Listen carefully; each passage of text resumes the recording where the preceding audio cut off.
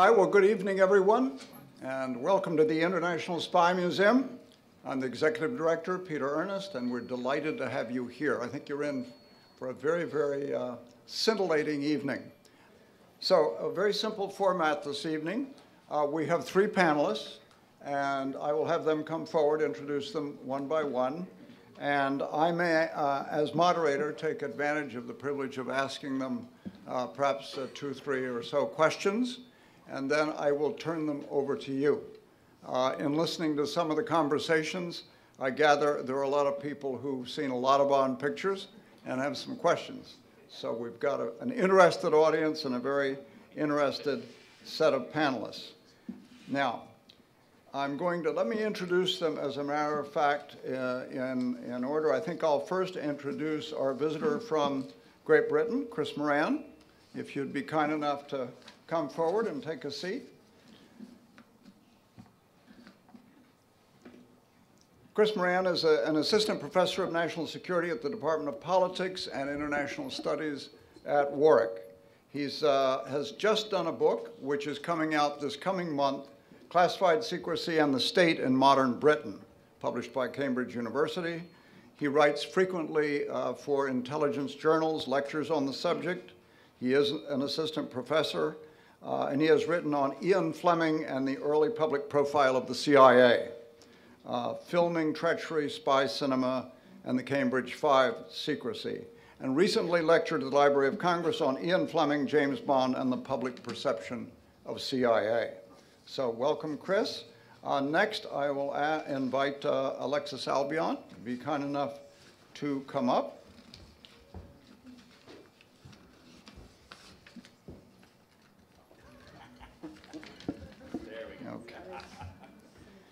Alexis Albion has served here as the historian for the International Spy Museum. She left and served as a professional staff member on the 9/11 Commission. She was the lead investigator on CIA's actions before 9/11, and afterwards was involved with a private follow-on as regarding the implementation of the Commission's recommendations. She is a graduate of Princeton and holds her MA and PhD from Harvard. Her dissertation was on the public image of intelligence in Britain and the US, and she's been an adjunct professor at GW and a consultant here, and I will mention that later. And last will be Mark Stout.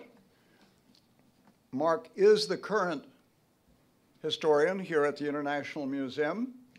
He worked for 13 years as an intelligence analyst with State Department INR, Intelligence and Research, later with CIA, and then with the Institute for Defense Analysis.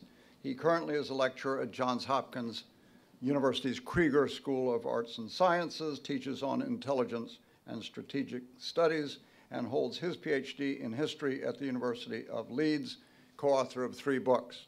So welcome to all three of you. It is a delight to me to see all three of them sitting calmly together in front of this audience. They are the 3 major consultants.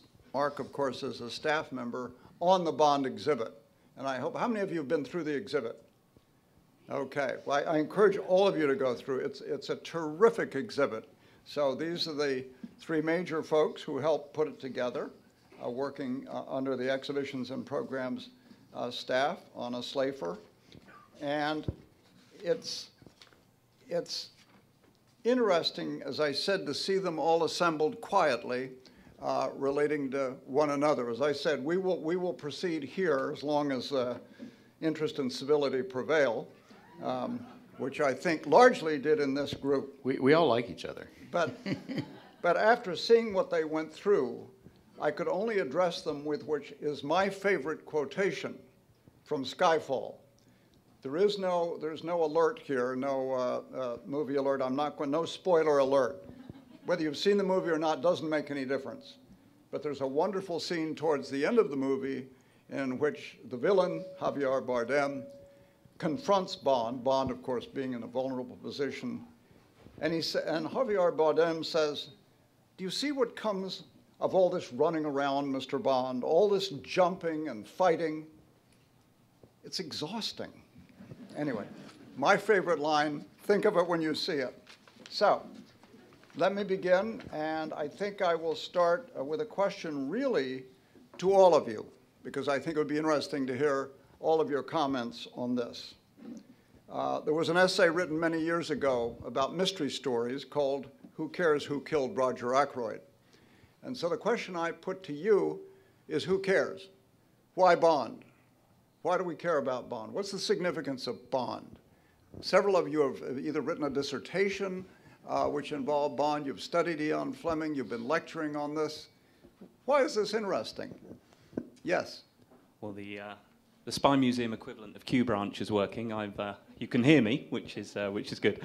I think there are several reasons why we should care about Bond. First of all, I would argue that Bond fills a public vacuum when it comes to understandings and perceptions of modern intelligence services. Now, rightly or wrongly, Bond might fill that vacuum with fantasy, but for the public at large, it is a way that they can start to understand what goes on in the real spy world. And I think this is a particularly important point to make in relation to the British intelligence services. The Central Intelligence Agency was on the statute book in 1947 and was publicly avowed from the outset. That was not the case with MI6. MI6, Bond's employer, was only placed on the statute book, was only publicly avowed in 1994 in the United Kingdom with the Intelligence and Security Services Act. So I think Bond goes a long way to filling gaps that the public might have about espionage. I think, secondly, we should study Bond because he's clearly important in the development of the action genre. You've only got to look at the stunt sequences, the chase scenes. All that you associate with a Bond film has been copied at large by your Schwarzeneggers, your Bruce Willises, your Sylvester Stallones.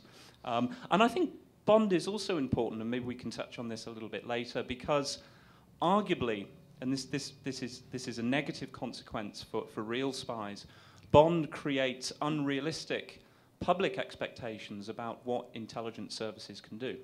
He is a super spy. When we watch Bond films, Bond always saves the day. Bond always defeats the villain. And I think one of the negative consequences of that is that when people think of the CIA, when they think of MI5 and MI6, there's a slight inclination that they feel that these organizations can do the same thing. Okay, Alexis. Can I elaborate on that a little bit? Because I always thought that the question, why study Bond, is only something that academics would ask. I mean, the man in the street is not going to ask that. We know why we would be interested in Bond, because, you know, we all know who he is, and we love him. And I mean, I love thinking of it in this way, that James Bond is the most famous secret agent in the entire world.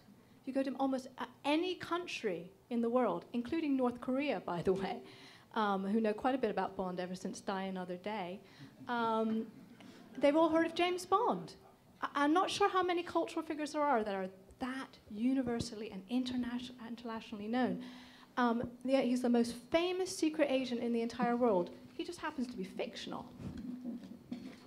And there's something that's really, I love it because he's the most famous secret agent. Aren't secret agents supposed to be secret, not famous?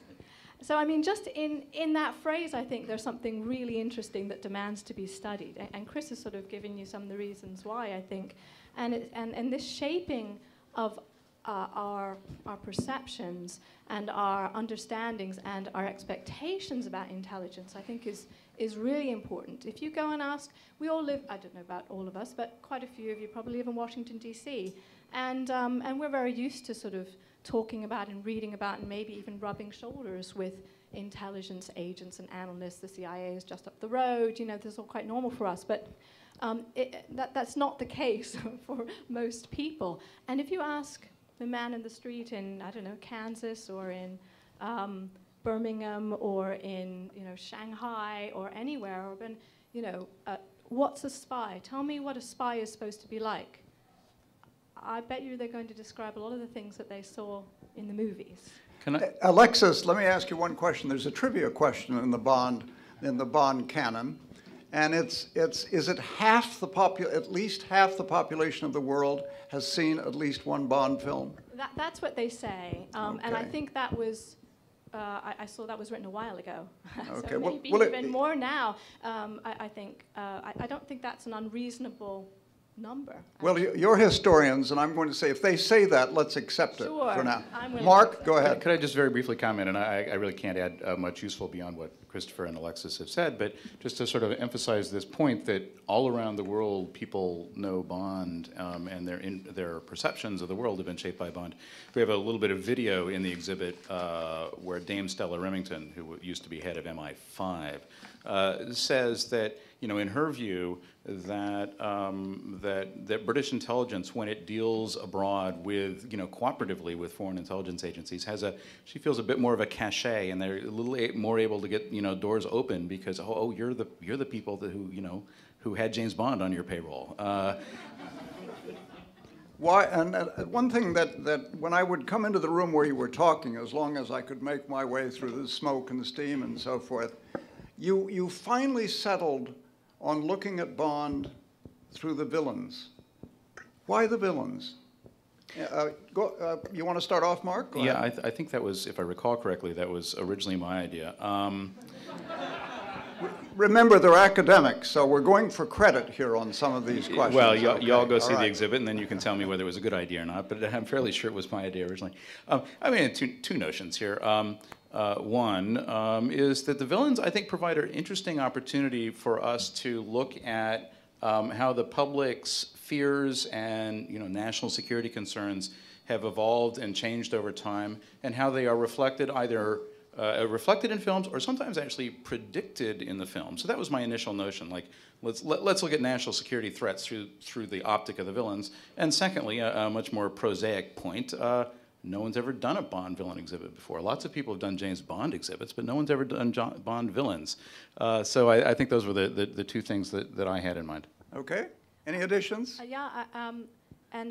I wasn't really, I didn't really think about this when we started. I just thought that sounds like a cool idea and I'd like to be part of it. But I think what I really realized over the course of doing this exhibit is that, you know, James Bond, much as I love him, is a really one-dimensional character.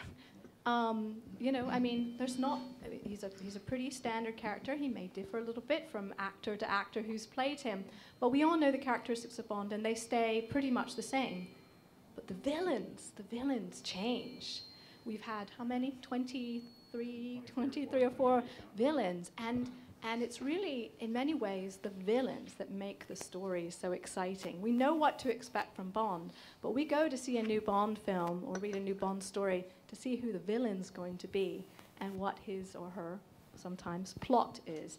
And so the villains are, I've become convinced, are actually the most interesting of all the characters in the Bond stories. Do you think, Chris, let me just go to you. The villains certainly do change, both in shape and schemes and layers and so forth. Is there a sense among you that the villains evolved in some way, either their schemes or is there something, what makes them so different from what Alexis referred to as the unchanging Bond? Sure. I mean, the key point here, I guess, really is that Bond villains at least attempt to, and I would argue quite successfully do in many cases, they reflect the anxieties and paranoias and preoccupations of the age in which they were born. When Dr. No came out in 1962, Dr. No, the megalomaniacal villain in this, his plan, his diabolical scheme is to disrupt US missile tests with the aim of stoking up tensions between the United States and the Soviet Union. And this scheme comes out at precisely the moment surrounding the Cuban Missile Crisis. In fact, the film was released in October 1962 in the United Kingdom. Its US release was actually delayed by 4 months because it was felt by the filmmakers that US audiences who had just lived through the 13-day crisis just couldn't really, the issue was too raw, too sensitive for them. So Bond villains, they evolved to reflect the paranoias and the anxieties of the age. I would suggest that we're still seeing this today with Skyfall. I don't want to give too much away for those of you who haven't seen it, but if you look at Javier Bardem's character, Silva, for me, I read him as a crypto Julian Assange. I think there is a deliberate attempt by the filmmakers to do that. He has the bleached, nicotine blonde hair, and if you look at his intentions, he wants to disclose the identities and names of real-life intelligence operatives. He works in a world of cybersecurity, which is a very important theme for intelligence services right now. I would also, just as a further point on that, I've read a lot in the newspapers that people link Silva to Assange, and I think that's correct to some degree. But the other figure I think that wittingly or otherwise the filmmakers might have based Silva on is Philip Agee. Philip Agee was a CIA operative who turned over to the other side in the early 1970s, had dubious links with the Cuban intelligence service, kick-started a campaign in the 1970s to name names. A lot of people allege that some of Agee's activities led to the death of the CIA station chief in Athens, Richard Welsh, in 1975, I think. If I could just interrupt, Peter, wasn't your name one of the names that Agee published? He, among others, published my name. Okay, yes. go ahead. Yeah. Sorry, Christopher. They were piling on. Yes. Well, Peter, James Bond is the second most famous agent in the world. Of course, Peter is... All right, I'll get back to you for that one now. I'm going to ask you a really tough question. This is not a trivia show. However, when I went through training at CIA and I went through the farm, we did a lot of jumping and running around, like Bardem says. And we were all exhausted at the end of the day, like Bardem says. And one of the things we were treated to often was a film. And we were treated to a spy film. And we didn't quite get it at first, but the instructors very carefully drew lessons from the films. Not for us to become actors, but for us not to let things befall them that befell the figures. What do you think would be the most useful Bond film to show at the farm today? And you can think about it. I'll come back to you later if you want. Anybody have a thought? I mean, I'm going to stick my neck out here and say Skyfall. And I would say Skyfall for one main reason. There is an iconic sequence in the middle of the film, and again, I apologize for those of you who haven't seen it, where Judi Dench, M, Bond's boss, M, she is summoned before the ISC, the Parliament's Intelligence and Security Committee, where she is forced to justify the work of her agency. In the spotlight, under fire from a haughty Foreign Office official, she is required to fight not only for her professional life, but for the professional life of her service. So what is the message to come out of this? It's a message that was hammered home to us in the United Kingdom with the Butler Report and the Butler Inquiry into missing Iraqi weapons of mass destruction. In the current information age for intelligence services, assume that everything is disclosable. So go about your business with that in mind. Assume that everything that you do might well end up WikiLeaked. It might well end up on the front pages of the New York Times 24 hours after you've conducted it. And I think Skyfall brings that message home quite well. I think also, and I mean this actually sincerely, not in a flippant sort of way, almost any Bond film, I think, could be great in the sense of negative training. And you know, offer a trophy to the person who can come up with the most things that Bond did in the film that would get you investigated by the IG or your security clearance yanked or get you fired or, you know, subject to a sexual harassment complaint. And I actually credit, I think this is one of the ways in which I really do think that aspects of the Bond series do have some elements of reality, is that when Dame Judi Dench started playing M, the head of MI6, the real head of MI6 they call C, but when Dame Judi Dench started playing M, she was having none of this garbage, right? And she was going to call him on the carpet pretty routinely for being, you know, a sexist, misogynist, for killing people instead of capturing them so they could be interrogated, and for, you know, following his own agenda instead of the agency's agenda and that sort of thing. And I think that's an important element of reality. So I think these could be used very well as negative training in a lot of ways. Okay, good suggestion. If you think of anything later, Alexis. No, I mean, I have to agree with Mark, and I really am trying to think of an early film. It's too easy. It's too easy to go for the Daniel Craig movies. You know, to say, oh, and there's that wonderful scene in Casino Royale as well when, you know, Bond shoots shoots down a Bond maker in Madagascar in full view of cameras and everything like that, and then it gets hauled up in front of M, who has to go and, you know, and he blows up an justify- embassy too, for crying out loud. you know, and she says, you know, don't do that That never again, happens. and then, you know, he goes off on his adventures, and that would be a good example to show. But I mean, that's all terribly unrealistic, and I'm trying to think of some of the earlier ones, you know, Spy Who Loved Me, the benefits of foreign liaison or something like that. But I really can't think of anything that's particularly well, good training there. Something may come to you, so come back at me. I would just add one thing here, and then I'd like to go out to the audience. Stella Remington, Dame Stella Remington, was the first woman to head a Western intelligence service. She was head of MI5 in Great Britain. And she is on the board of the International Spy Museum and was here recently for the launch of this exhibit. And one of the things we did, we filmed a number of people who had had intelligence experience commenting on the Bond films and on their own experiences, which we called the Bond moment. And I talked to her about precisely what you have just raised, Chris, and that is the extent to which there's any reality there and so forth. And so I said, so what do you think? By the way, she is now writing thrillers successfully in Great Britain. I think she's on her 5th one. And I said, what things struck you as realistic? And one of the things that struck her realistic was when Judi Dench was called in the beginning of the film and offered an opportunity to resign. That seemed realistic to her. But the other one was what you touched on, and that was having to give testimony before Parliament, in the case of Great Britain, but in front of the oversight committees here, and where they gave her a bit of a rough go, and she said that really rung true. So there is some realism there. Let's take an opportunity. I may come back to you with another couple of questions, but let's just turn to our audience. We do have, by the way, some traveling microphones. If you'll wait for that, then everyone can hear the questions. So I had a hand right here. Laura, right here in front. Right. Keep your hand up just a little Over bit here. so I can find you again. There you go. Okay.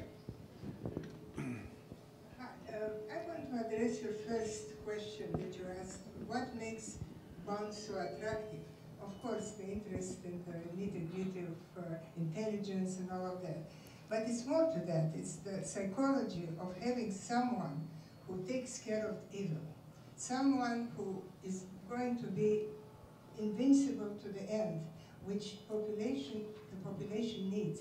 I would compare this with Superman, with the fact that when Superman started coming out, he represented the single event, single being, which can conquer famine, can conquer defeat, deception. You know, the population felt in him a hero, as a hero. I think Bond is becoming a hero in this respect, that he is the one who takes care of all these evil individuals who represent the reality today. I mean, they are the real thing. It's not a dream story or a Perrault story or, you know, the wolf who eats, you know. Let me take your question. And as you know, a typical question on the exams is, distinguish between the influences in the 19th century, and so forth. So the question to you is here, is distinguish between Bond and Superman. No, Superman was a phenomenon in the culture of this country, the figure of Superman. And I've heard this many times, what you are saying, that it's almost as if Bond is a Superman for our times. Would you distinguish between Bond and Superman? Well, I mean, Okay, anybody. I think the most important thing is that Bond is human. I mean, he's like you and me in many respects. I'm not in many others, but I think that's absolutely essential. I mean, Superman has superpowers, and they are given to him. They are unearthly powers, and there's something very important about the fact that Bond is a human being. And I think this is the appeal of the secret agent, of the spy. This is why I think it's such an enduring series, the Bond films, and that the spy as a cultural figure is so important, because nobody knows if you're a spy. And I think the idea, who in this audience hasn't looked at themselves in the mirror and pretended, you know, I know I look just like an ordinary human being who takes the metro to work every day and works at a desk and goes home, but you don't know.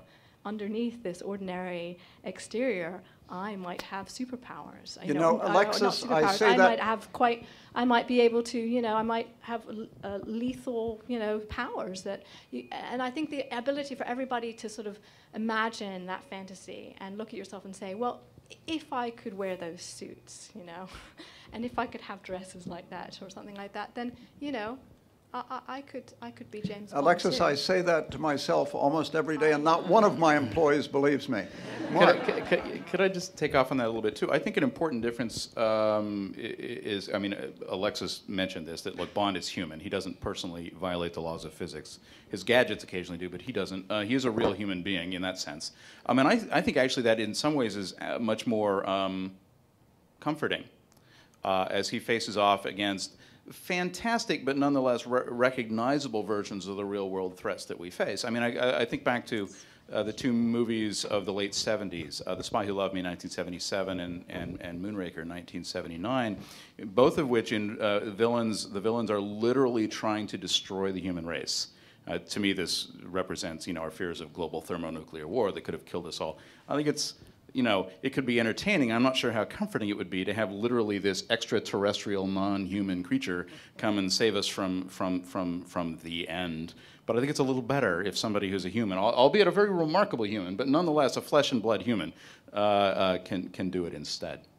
Okay, Chris? I would argue that the biggest difference between Bond and Superman, and I apologize if I'm doing disservice to the author of Superman here, but I think what distinguishes Bond is that he in many ways is a compound of certain real-life agents that Ian Fleming had known during the Second World War. For those of you who don't know, Fleming worked as personal assistant to the director of naval intelligence in the United Kingdom, a guy called Admiral John Godfrey, during the Second World War.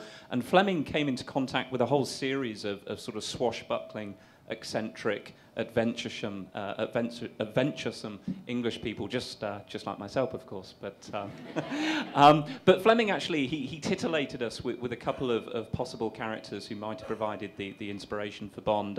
One of them was a flying ace called Christopher Draper, who worked for MI5, who was recruited by Kell in 1925, worked for MI5 in the 1930s. He was known as the Mad Major. He was known as the Mad Major because, one, he was a major, and two, he was quite mad. But he is known as, he is infamous for being the only person to fly a plane down the River Thames from Waterloo to Kew, going under each of the 15 London bridges. So an extraordinary character.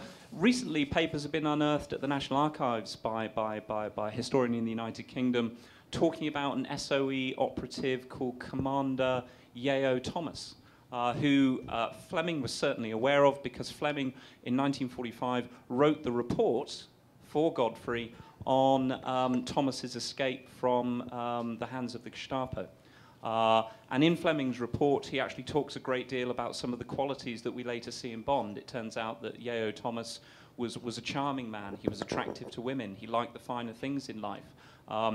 Reminiscent of what we see on From Russia with Love, where Bond at the very end is on the Orient Express, and he sat with the Smersh in the films, the Spectre agent Grant, and Grant is pretending to be an English gentleman in order to dupe Bond.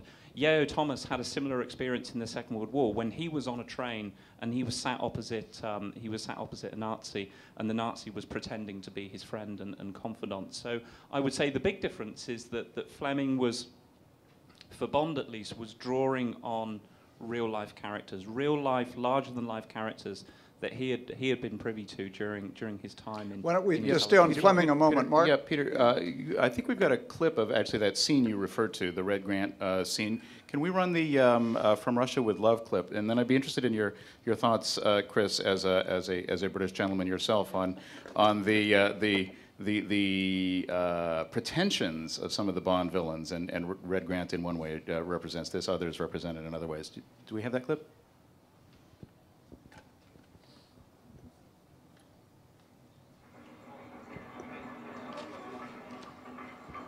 Well, Monsieur,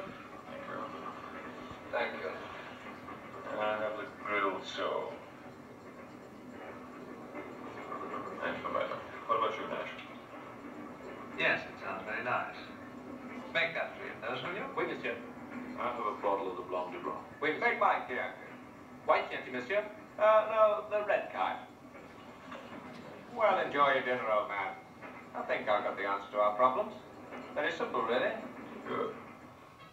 So that is a huge gastronomic faux pas. If you are pretending to be an English gentleman to order red wine with fish, that certainly gives the game away. What's Fleming saying here? What's the Bond film in question saying here? Well, I think one of the things it's saying is that for a long time, as far as British intelligence was concerned, being a gentleman was a quality that was admired. Being a gentleman, being from a public school, coming from Oxbridge, these were qualities that enabled you to get into intelligence in the first place. But of course, in the 1950s and then in the 1960s, a lot of real-life, well, 5 very famous real-life spies in the British context, later known as the Magnificent Five, the Cambridge Five, were revealed. Burgess and Maclean were revealed in 1951. Kim Philby was revealed in 1963, Anthony Blunt in 1979, and then John Cairncross later in the late 1980s. So the very quality of being a gentleman that for so long was seen as essential to be an intelligence agent in the United Kingdom is seen as a danger. Because the Cambridge Five, these 5 individuals that I were talking about, they were gentlemen, but they turned to the other side. So what you see, you get a breath of fresh air going through the recruitment policies of intelligence services in the United Kingdom in the wake of the treachery of the Cambridge Five. Much more meritocratic recruitment. They've gone some way with that. I think this quality also of pretending to be a gentleman and pretending to be of a high stature in some ways is a characteristic that I think a lot of the Bond villains have, and not just Red Grant here. I mean, they have it in various ways. Blofeld in On Her Majesty's Secret Service, the one George Lazenby film, for instance, as part of his price for not destroying all the world's agriculture and causing us all to starve to death, is to be recognized as the Count de Blochon, which he is not, in fact, but he wants to be recognized as such. Drax has, apparently exquisite taste in art and music, and in fact has purchased an entire French chateau in Moonraker and had it moved stone by stone to Southern California. Goldfinger, plays golf, but he cheats. They're always trying to be something that they're not. They always want to be 2 or 3 social notches above where, in fact, they really are, which is, various forms of sociopaths and thugs, I think. But we were talking earlier, and all 3 of you encouraged me to bring in reality as often as I could. So I feel I should at least let you know that in my early training in CIA, which went on for many months, it included proper table settings, which wine to go with which, and that was a major part of the training, as a matter of fact, and I tried to retain that. So. All right, let's go back to the audience. One right here, and then one right behind him. I'm wondering if you could talk about why this Bond who became so famous, why he's British, why it was a race spy as opposed to another, and also how you see an evolution in who the villains represent. Some of them represent countries, some of them represent terrorist organizations, some are sort of anarchic, mad people. Thanks.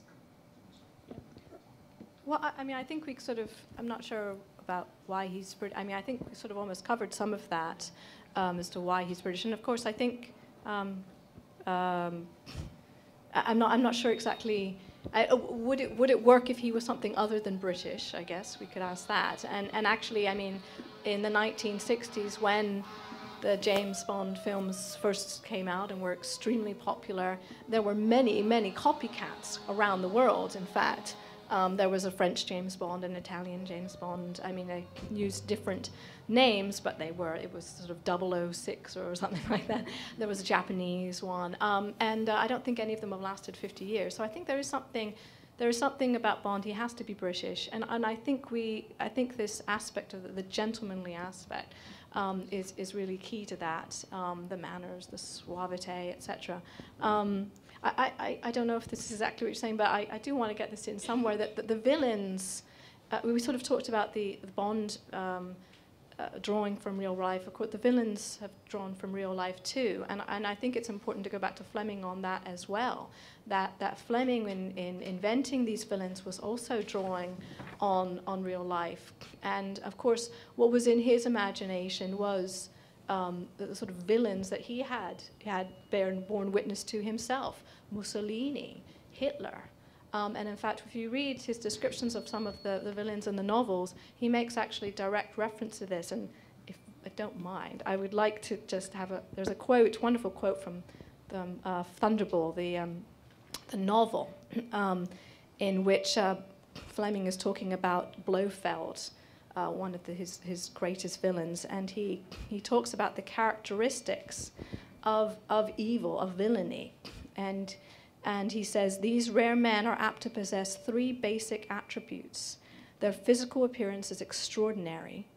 They have a quality of relaxation, of inner certainty, and they exude a powerful animal magnetism. Certain great men of history, perhaps Genghis Khan, Alexander the Great, Napoleon, among the politicians, have had these qualities. Perhaps they even explain the hypnotic sway of an altogether more meager individual, the otherwise inexplicable Adolf Hitler, over 80 million of the most gifted nation in Europe. And then he goes on to say, certainly Blofeld had these qualities. So I think the villains, even from the very beginning, drew from, from real life as well, and I think that's important, and they've continued to do up to today. Well, in a minute I may have a thought or two on the villains, but I sort of wanted to sharpen specifically for Chris, and I'd be interested in your comment on this question of why Bond is British. And I wonder, I mean, the facile answer, of course, is that because Ian Fleming was British, but I wonder if any of this sort of draws at all on the notion, almost the sort of stereotype, the cliche, if you will, that the British are the country in the world with the longest tradition with intelligence, which I'm not sure is entirely historically accurate, but there's this sense, the Brits have been doing this since Queen Elizabeth I, and so of course, they invented this, so the archetypal spy should be a Brit. Do you think that holds water? I was going to make that point. I mean, the Secret Service Bureau in the United Kingdom, the first professional intelligence organisation that was established in the United Kingdom, was in 1909.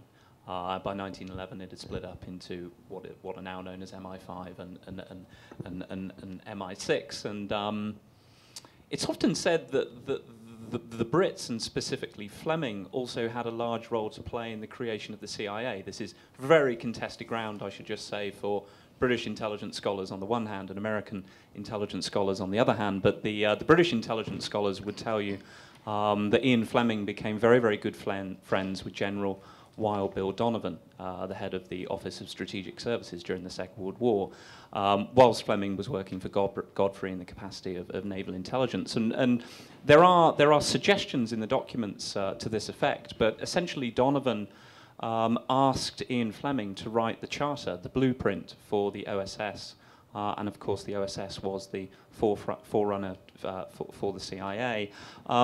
Fleming did this, and legend has it, although I'm told that this item is doing the rounds, sadly it's not up on eBay, but for doing this service, Fleming was actually given a Colt revolver by Donovan inscribed with the words, "For special services." But I'll also just add the point, I mean, you say, why was Bond British? I'll just stick up for the Americans here. The first Bond to appear on screen was American. In 1954, when Fleming was trying to get a wider audience for his new Bond novels and Bond franchise, he sold the rights to Casino Royale to CBS, the CBS television network, on the condition the American TV network insisted that Bond, the Briton, was turned into a whiskey drinking, heaven forbid, a scotch drinking, or a bourbon drinking rather, I should say, a bourbon drinking American agent, Jimmy Card Sense Bond. And Felix Leiter, who of course in the real Bond franchise is Bond's CIA sidekick, he actually works for SIS. And that didn't succeed. I think it was a commercial flop. Can I just comment on the villain part of the question here too? I think another sort of important and really interesting way in which I think the Bond villains have changed over time is how long has it been? I mean, we think about the stereotypical villain, and Blofeld, I think, had multiple goes at this. Other villains did as well, Drax and Stromberg notably. We sort of stereotypically think of the Bond villain as being somebody who is out to destroy the world. But in fact, if you look back, it's been, I think, about since 1979, i.e., in roughly the first third of the film franchise, I believe, since any Bond villain has really tried to do that, haven't they? Since Live and Let Die, probably. Yeah. I mean, Elliot Carver, I suppose you could argue, he wasn't trying to destroy the world. He was arguably trying to control the world through information. You're saying that no villain since 1979 has tried to destroy the world? And in that sense, I think, I'm open to counterexamples here. I'm thinking about this on the fly. But I think in that sense, they moved to, the Bond films moved to post-Cold War security concerns, you know, perhaps before the rest of us did, or at least started moving in that direction. A lot of the very early Bond films are about fear of the bomb. But that fades over. It's attenuated. Things like Octopussy were merely threatening to blow up one nuclear weapon, and you know, then it's all post-Cold War concerns from there. Yeah, absolutely. I confess I forget the name of the author, but the article in question is called "The Spy Who Loved Globalization," and the article essentially argues that Bond anticipates post-Cold War globalized threats, the threat of non-state actors specifically, 50 years before these non-state actors started rearing their ugly head after the end of the Cold War. In fact, you mentioned the gift of the Colt from Donovan to Fleming, the Colt revolver to Fleming. My recollection from reading about Fleming was he hated weapons, which is interesting that Bond has very, very special weapons. It was interesting you're sort of talking about Bond as a Brit and the British intelligence service. Stella Remington said in an informal conversation, she said, you know, if you think of intelligence services as being a brand, probably nothing has advanced the brand of British intelligence as much as Bond. And she said it's probably done wonders for recruitment. So there you are. Let's take another question. How about right here, Laura, or do you have an earlier one? We had one lined up over here. Yes, we had one over there. And then here, and then we'll go all the way back there. Okay. If you go back and look in the last couple of movies, their use of gadgetry has been minimal. Is that just kind of the new age of getting into computers, do you think? And then being the minor technology, and saying, you know, none of the villains have used the, you know, tied them down to a table and tried to saw them in half with a laser, you know. Is that just the difference in, is that with how technology is going, you would think that would be becoming more prevalent instead of going away? Is that? I think that's probably, I know there was a decision to sort of do a reboot of Bond in Casino Royale, and there was a sense that maybe they'd be gotten too gadgety. And going back to the difference between Bond and Superman, you know, the fact that Bond does rely on his very human skills and his own wits rather than on superpowers or something like that. I think there was a sense that they needed to get back to the essential Bond.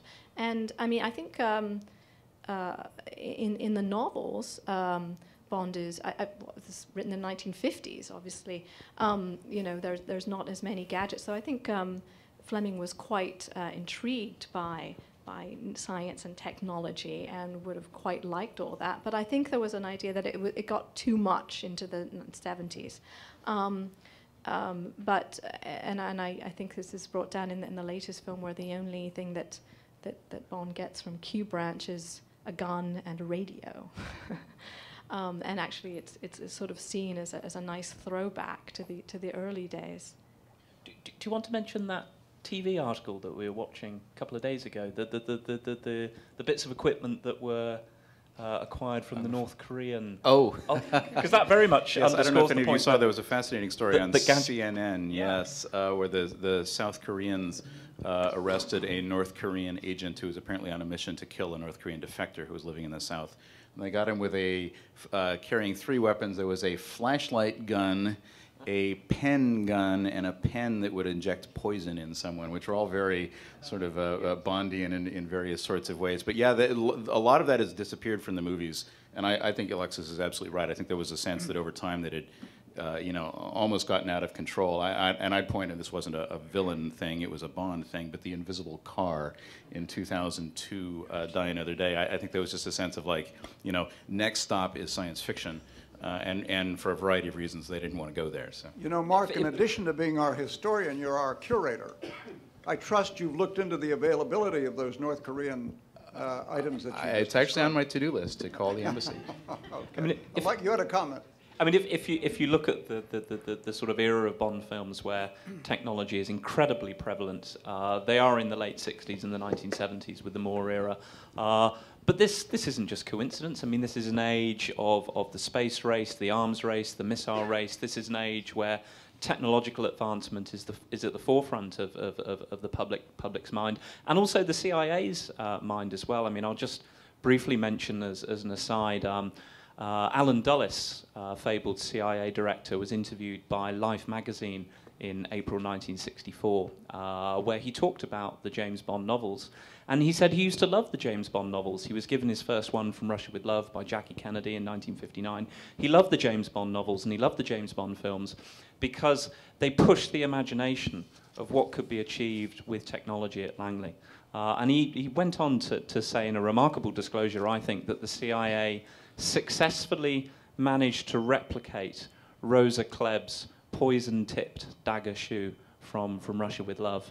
So the agency, somewhere in its vaults, does have a poison-tipped dagger shoe knocking around, Peter. I would guess we do. The issue is keeping the employees from using it against each other in the agency. So there was one more over there, then we were going over here. Why don't we take this one, Laura, and then we'll go over there, Amanda. Well, I just had a chance to see the exhibit. It's wonderful. So kudos to you for doing this. And I thought this focus on the villain is really intriguing. You know, I never thought about James Bond focus on the villain. As you know, and as you will hear, I grew up in Germany, and Germans always took this perverse pride that the many actors were Germans, and not the characters that they portrayed, but the actors. You know, you have Rosa Klepp. I think she's Austrian, but close enough. You have Jurgens. You have Gert Fröbe, who was Goldfinger, I think, in Goldeneye. The Russian general is a German. The Germans are very aware of this, and they take pride in that.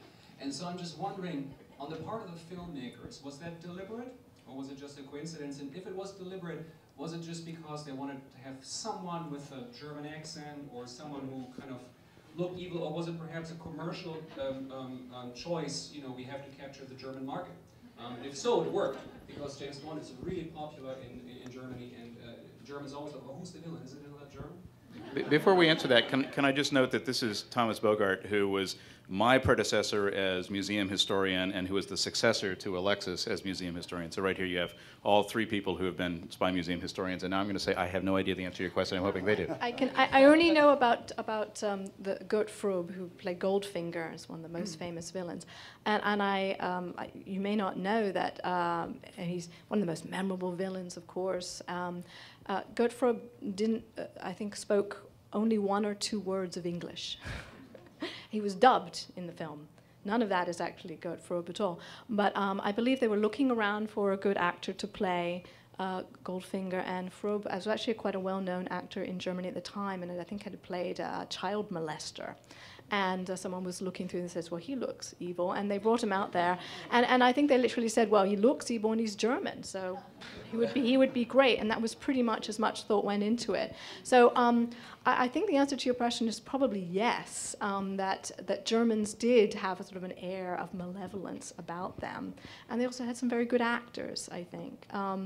But you'd think that if they were dubbing him, they could have given him any accent that they wanted. And they kept it German. So I have no idea really if that was what that meant, but we might infer that, yes, they thought that was particularly evil. On opening day for the exhibit, I gave an interview to Agence France Presse, and they were making precisely the same point, except substitute France for Germany. So and I would note, actually, that the one Bond villain who's basically a crypto Hitler is played by a French actor. The actor's name escapes me right now, but the man who plays Drax is a Frenchman, so I don't know how that resonated. Okay, let's come over here, Amanda. I was actually, the comic book fan in me was going to draw a parallel more to Batman, Bond as Bruce Wayne, because of his humanity, particularly the Nolan movie Batman. But my question is, I actually live in Los Angeles and I work in film and television, so my degree is actually in writing and film studies. And with the villains, the role of the antagonist is to challenge the protagonist. So essentially, a great villain is great not just because he scares us, but because he challenges and brings something new out in the protagonist. So Bond's growth is directly proportional to how great the villain he's opposing. So with that in mind, I was wondering if you have an opinion on which villains you feel had the most unique challenge to Bond and brought the most out of Bond, or what you would think, you know, like what it was about that villain that pulled something out of Bond that we wouldn't see in perhaps less popular Bond movies or from a less popular Bond villain. I think that's an excellent question. Really, really good question. So in many ways, you're asking, I mean, the sort of shorthand is, who is the most evil villain? Who brings out the very best in James Bond? And from my perspective, I often think of the most nefarious Bond villains and henchmen coming from the 60s. I think of Rosa Klebb, the asexual assassin who works in the novels for Smersh, but in the films for Spectre. I've already mentioned the poison-tipped dagger shoe, but in the film we see her take strange sadistic pleasure when she dons a brass knuckle duster and punches the stomach of Red Grant. So she would be a good contender. Grant himself. I mean, actually, I think a good Bond, from my opinion, a good Bond villain, when you're watching him, you think to yourself, they could really hurt Bond. They could actually genuinely cause James Bond physical harm. And I think perhaps that was lost in the Brosnan era, perhaps, with some of the villains that came out there. But I thought that's an excellent question. Oh, I actually want to push back just a little bit on that last comment. I got a couple thoughts here, but on that specifically, one of the few villains I think, or opponents, villain may not be exactly the right word, but one of the few opponents I think who really causes Bond himself to, I think, really evolve or change much are the North Koreans, who torture him and hold him captive for, 16 months or whatever it is in Die Another Day. He's clearly a damaged individual when he comes back. Now, being Bond, he seems to get over it fairly quickly. But I'd actually, I guess, sort of just stepping off from that, I think I'd actually challenge the premise of the question, because I'm not sure, I'm not in film, but as you were saying that, I was thinking, well, that makes sense, and then I sort of ticked through in my mind, I don't think Bond changes much at all in response to the villains, or evolves or grows. I think he's pretty much, in most of these movies, the same Bond at the last minute that he is in the first minute. I think that the only characters who caused Bond to evolve and change and grow are his wife, Tracy, and the woman, Vesper Lind, in Casino Royale, who does happen to have some connections with bad guys, but is meant to be a sympathetic character, and he's very much in love with it. I think those are the only two that really dent the Bond persona, or maybe change its trajectory at all. I don't know your thought on that. I think that's a good point, but I like the question still, because I do think there is something about, a great hero has to have a great villain who's equal to the hero. And I think some of the greatest villains, there's a sort of sense of mutual respect there between the villain and Bond. And in fact, in some of the movies, there are these scenes where the villain's almost sort of inviting Bond to come over to his side because he sees real potential there.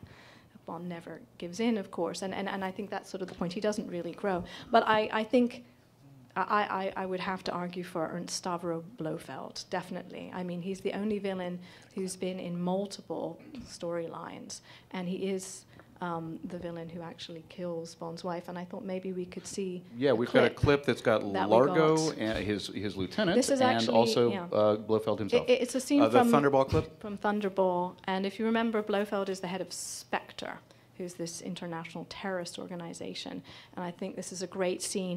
He's meeting with the various different members of Spectre, and they're doing sort of a meeting.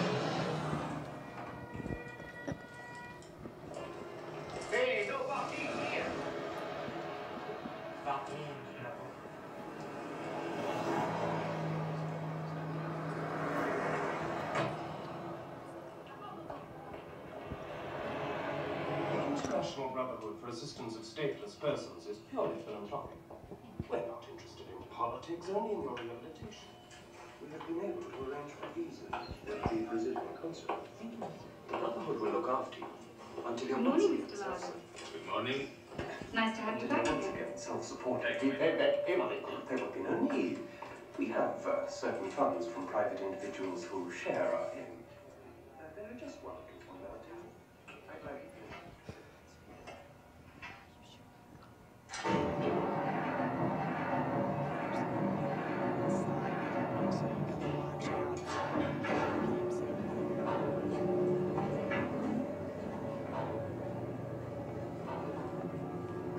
Sit down, number 2. We will discuss your NATO project later. I regret to inform you all of the death of Spectre number 6. Colonel Jacques Bouvard was killed by an unknown assassin. His services will be greatly missed. We will now proceed with the area financial reports. Number 7. Blackmail of the double agent Matsuo Fujiwara.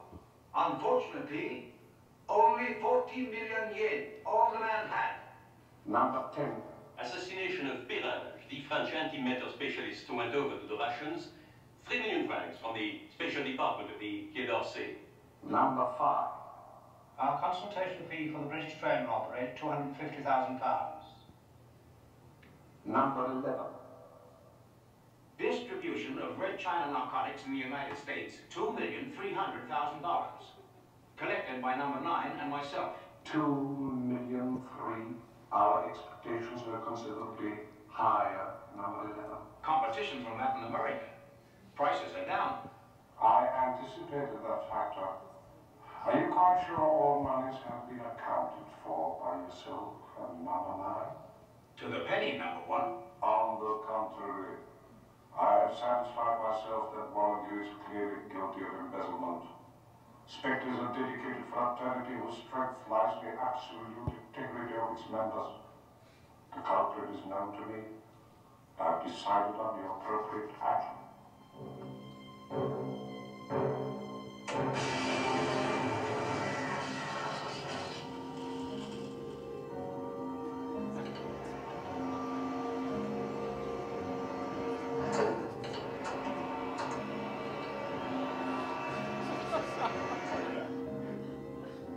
Let us now proceed with new business.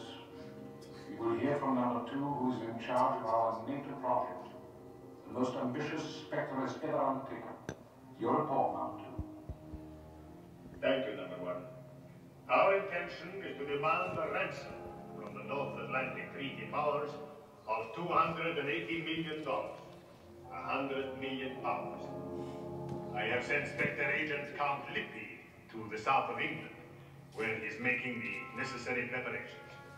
He is at a health clinic, conveniently located near NATO air. What a great clip. Okay. My favorite part is when Largo just coolly crosses the name off the list. Yes, that one's gone. Well, as you discuss the villains, let me turn to one other question. I know our focus is on the villains, but we have so many groups in here. And I must tell you that when we have young people, probably the most common question I get is, have you ever killed anyone? Unlike Stephen Colbert, who asked me how many people I had killed. But I am finding with the Bond exhibit, I'm getting another question. People want to know, who do you think is the best Bond? Now, I'm going to throw that to you. You don't have to answer with, you know, either it was Brosnan or Craig. You can comment as you like. But who do you think comes closest to fulfilling Fleming's original idea of a Bond who would be a blunt instrument in the hands of MI6 and the British government? And in so doing, you may want to comment on who you think comes closest to it as an actor. Chris? Sure. That perennial question that anyone and everyone gets answered on, asked on this one. Most realistic Bond, best Bond, from the vantage point of Ian Fleming. I think I would have to say, and I'm not just saying this because, well, they often say that the best Bond is the Bond that you grew up with, and I'm trying not to put forward Daniel Craig for that reason, but I think I would have to go with Daniel Craig. I mean, I've done a little bit of research on Fleming and the sort of activities that Fleming was involved with during the Second World War. I mean, Fleming set up what's known as the 30-unit assault squad, which was a crack team of commandos that were parachute into Nazi-occupied territory in Europe.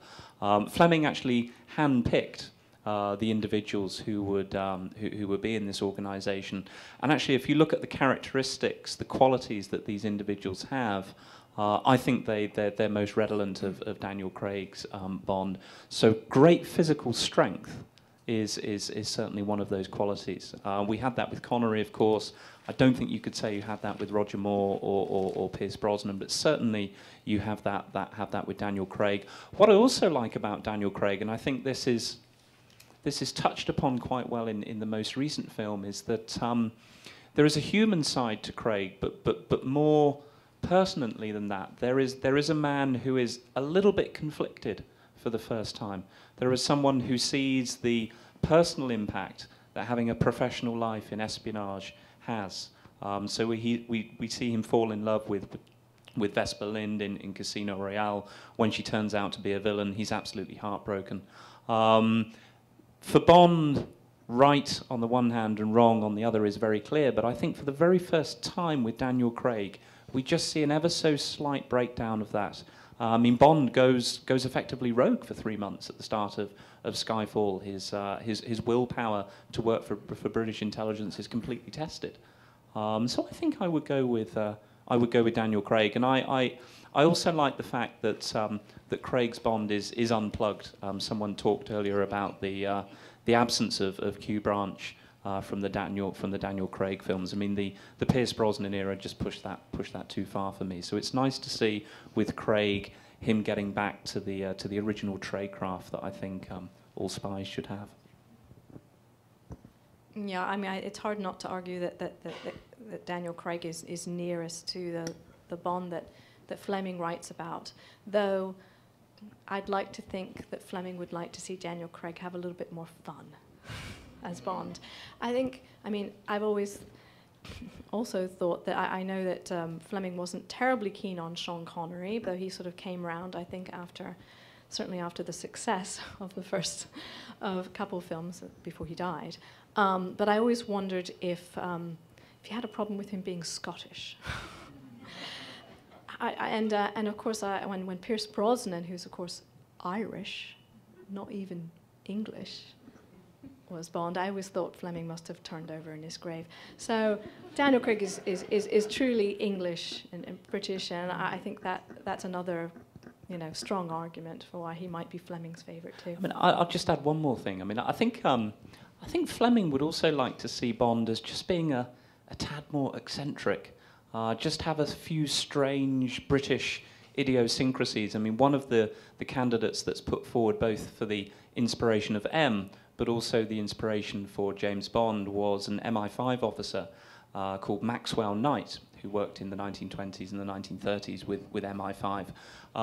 He was an MI5 officer who was known as an agent runner, so he ran a whole network of Soviet and fascist agents penetrating organizations in the United Kingdom that were leaning in those ways. But he was a real eccentric character. I mean, Maxwell Knight was someone who kept pets.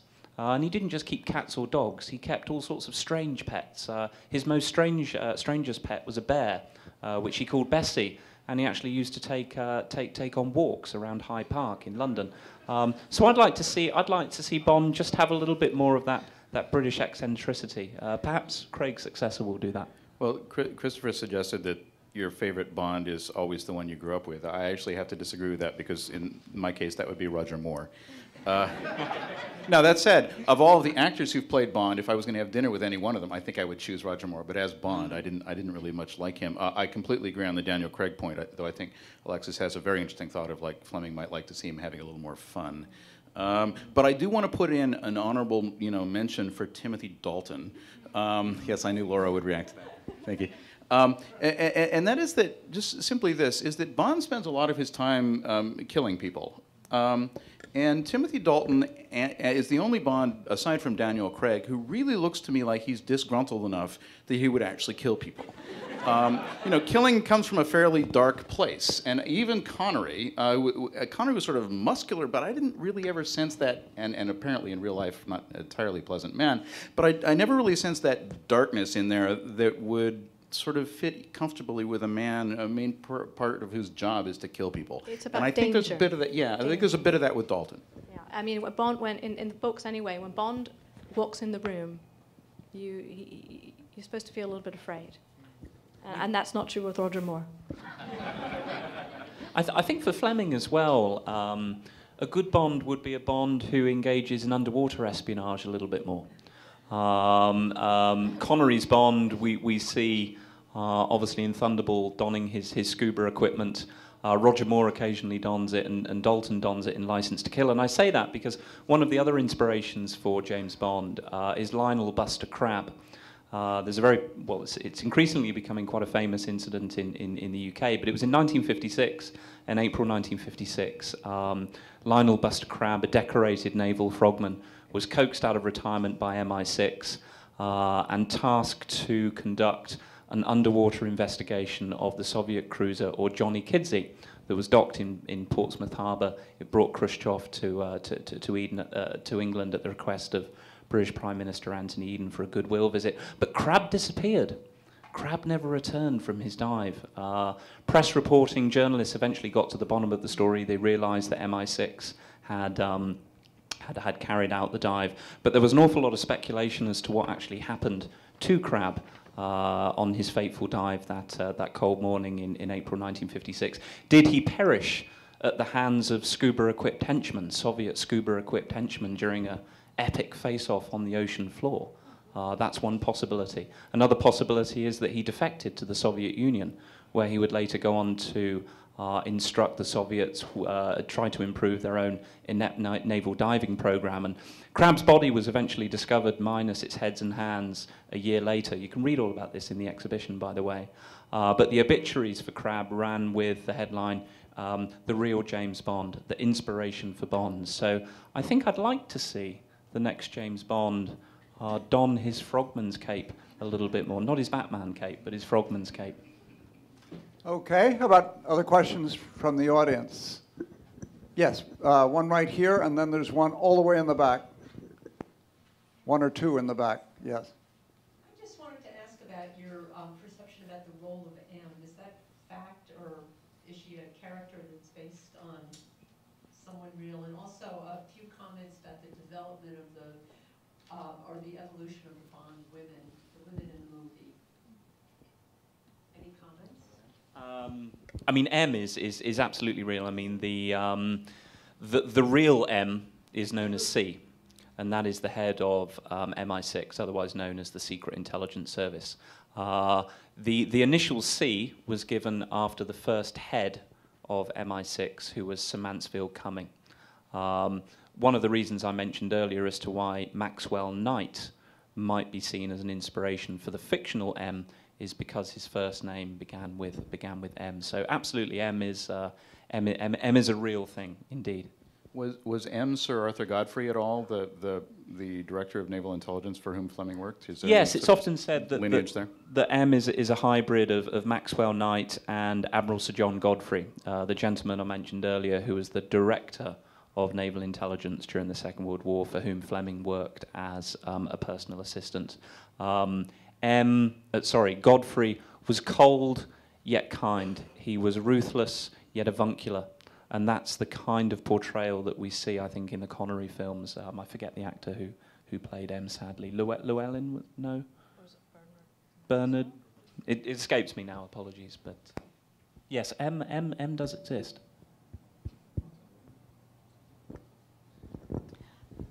Well, let me see. The Bond women have definitely evolved over time. I think the early Bond girls, let's call them, they've evolved from girls into women, I think that's certainly one way of looking at them. And it's sort of it's part of the times, moving over the last 50 years from the 60s to the 70s to the current day. So I think we've seen the Bond women certainly evolve in terms of sort of playing more stronger roles as more sort of important parts of the plot rather than sort of nice decorative roles. And I think it was For Your Eyes Only. Was it For Your Eyes Only? I'm trying to think of the one. Was it Carrie Lowe's or whatever? Anyway, there was one of the films I think where sort of it was sort of a striking change with the Bond girl. She had short, cropped hair. She was much more athletic. I mean, it's For Your Eyes Only. Am I thinking of them? I'm sorry, I can't remember. I think anyway, it was. And that was sort of seen as really bringing the Bond girls into the much more into the late 20th century. I mean, and then of course Halle Berry in Die Another Day. Die Another Day. Of course, echoes Ursula Andress, the first Bond girl on Dr. No, when she's coming out of the water in her bikini.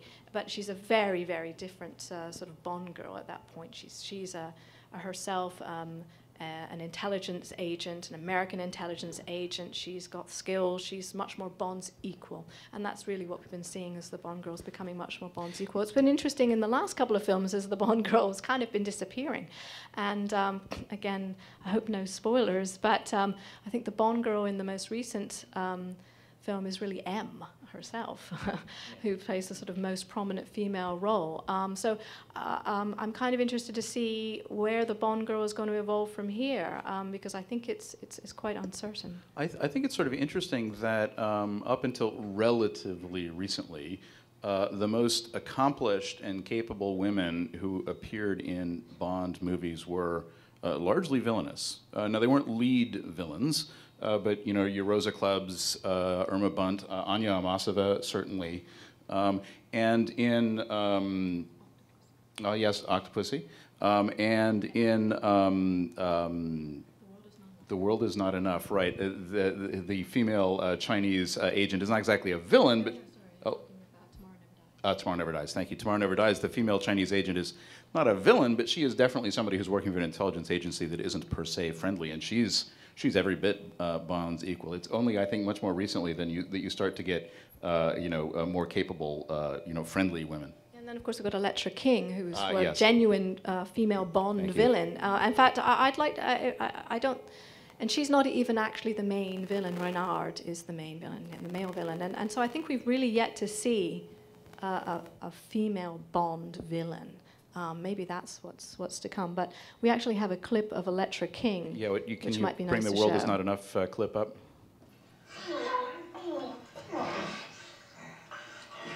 I think we ignore the old ways at our peril, don't you? Where's Em?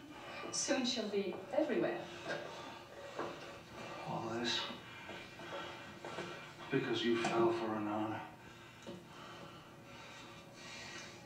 5 more turns and you'll make or break. I've always had power over men. When I realized my father wouldn't rescue me from the kidnappers, I knew I had to form another alliance. You? Turned Renard. Just like you. Only you were even easier. I told him he had to hurt me.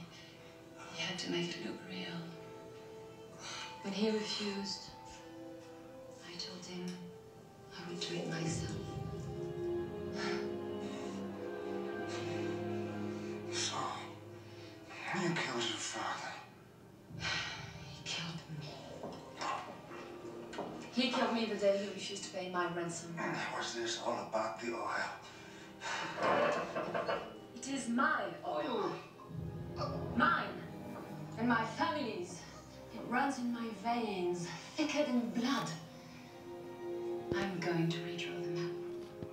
And when I'm through, the whole world will know my name, my grandfather's name, the glory of my people. No one will believe this meltdown was an accident. Ha! They will believe. They will all believe. You understand? Nobody can resist me.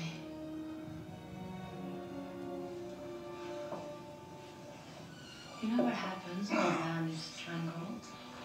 Alexa, it's not too late. 8 million people need not die. You should have killed me when you had the chance. I was struck by your comments, and I know we don't have much longer, but and this is not a spoiler alert, but as you know, both our societies, British and America, have contended with the role of women. And I think certainly in the intelligence services, as in the rest of society, there was the phenomenon of the glass ceiling. In other words, women not attaining quite senior positions. And here you have, of all things, Bond's superior now emerging as M in the form of Judi Dench. And I think it was quite interesting to place her in that role, given the role of women in previous films. And I've heard comments both on that and the significance of it, as well as the significance of the fact that her successor may well be a man. We can't be positive, and I don't want to give anything away, but I wonder if you would comment on putting Judi in that role. Well, Dame Judi Dench took over that role in, if I recall correctly, the first post-Cold War Bond film. And I think that was, I think there were a couple of things going on. I've heard it alleged, and I think I've heard Dame Stella suggest this, that Judi Dench's M is based on Dame Stella Remington. But also I think, more to the point, is that I think they were just doing that, making M now a woman to underline the notion that so much had changed in the world.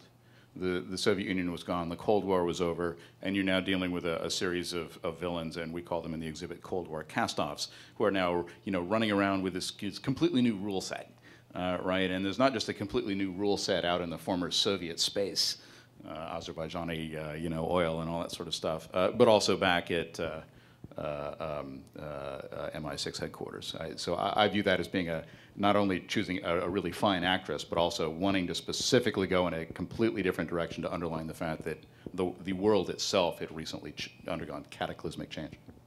I think that's absolutely true, but what's been very interesting in the Daniel Craig films is, of course, that I think M has also stood in some way for mother.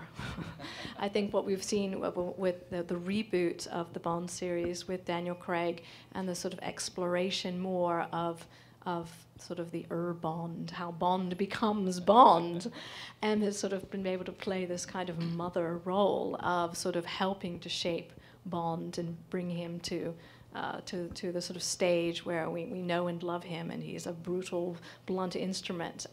So that's been a sort of nice other, I think, thing that they've been able to do because she is a woman. Yeah, I mean, I'll just make 2 points. One, just underscoring what Mark said. I mean, Judi Dench's M, I think, was a direct consequence of Dame Stella Remington becoming the first female head of any intelligence service in the Western world in 1992 when she became head of the security service MI5. She later became the first to pose openly for cameras, the first head to write a memoir, interestingly, with her book Open Secret. But I think the other motivation for casting Judi Dench as M is to perhaps suggest that Bond's masculinity and his sexuality, so long a weapon in his arsenal, could also present problems for him. In the 60s and the 70s, Bond uses his sexuality to great effect. A lot of women will spill secrets during pillow talk to James Bond in the 60s and 70s. We get a role reversal with the films in the 90s and the 2000s, and Elektra King is a very good example of that. She actually sleeps with James Bond, uses her sexuality in order to ascertain his plans, in order to break his secrecy. And I think the shift to Judi Dench helped to evolve that line as well. Okay. Let me, first of all, Chris Moran and Alexis Albion and Mark Stout, let me thank you so much for your contribution to this exhibit.